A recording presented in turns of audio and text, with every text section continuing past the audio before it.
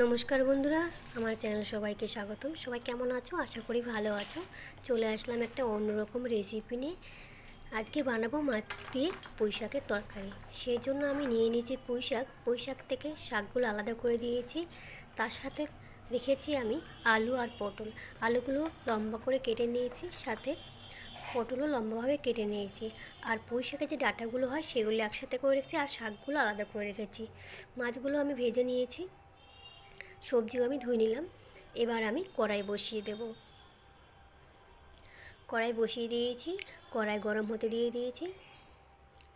এবার কড়াই গরম হলে আমি দিয়ে দেবো সর্ষের তেল। এই রান্নাটা আমি সর্ষের তেলেই করব। বেশিরভাগ সাদা তেলেই করি, তবে আজকে আমি সর্ষের তেলে করব। সর্ষের তেল দিয়ে দিলাম। এবার আমি পটলগুলো ভেজে নেব।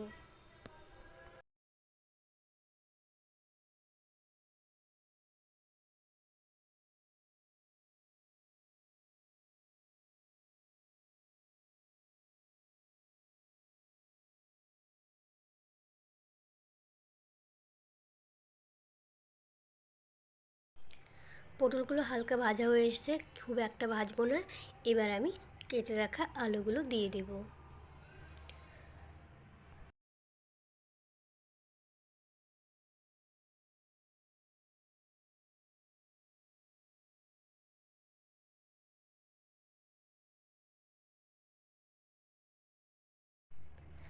আলুগুলো আমার ভাজা হয়ে গেছে। এবার পুঁই শাকের যে ডাঁটাগুলো আছে সেগুলো দিয়ে দিচ্ছি। এবার কিছুক্ষণ সব সবজির সাথে ভালোভাবে নেড়ে চেড়ে নিচ্ছি।